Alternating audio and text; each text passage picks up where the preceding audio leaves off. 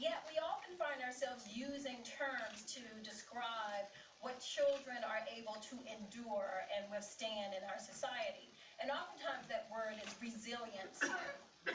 And we use this term to suggest that they have the ability to overcome a multitude of situations. Well, let's see. The definition of resilience says, able to withstand or recover quickly from difficult situations.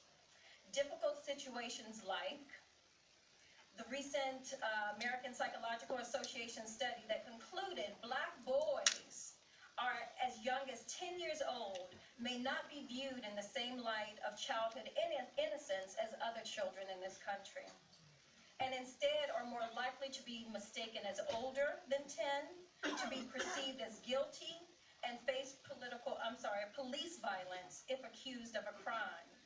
Or that other recent study that suggests to us in terms of school discipline that Black girls are often seen as, quote, unsophisticated, hypersexualized, and defiant, and as a result receive more subjective and punitive consequences for their behaviors in school.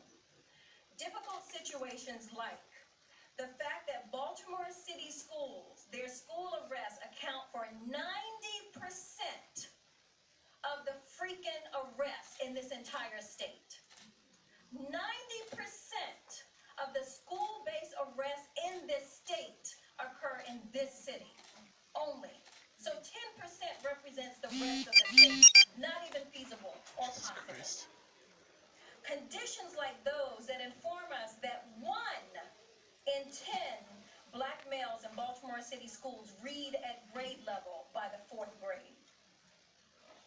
Conditions that suggest to us that difficult conditions that suggest to us that in urban centers like Baltimore City, whose students experience subpar living conditions as a result of abject poverty, drugs, crime, and violence affecting their communities and in turn affecting their mental health.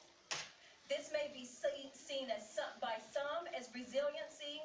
What I see it as a meal of resiliency with a side of psychological trauma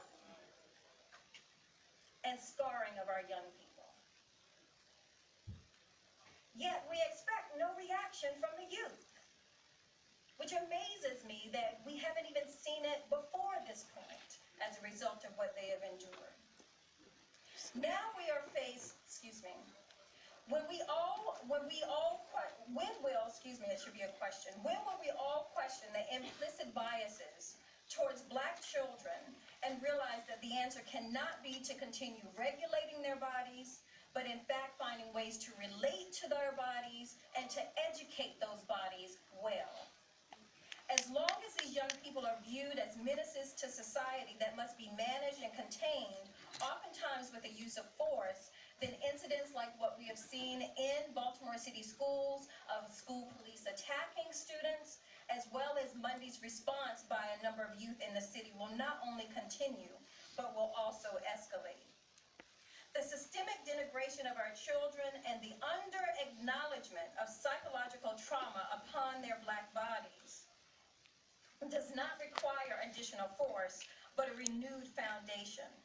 And as a community, we should come together to strategize and cultivate healthy relationships with children and our students and ensure the necessary support mechanisms that need to be in place to help those most in need, such as mental health support and greater educational opportunities.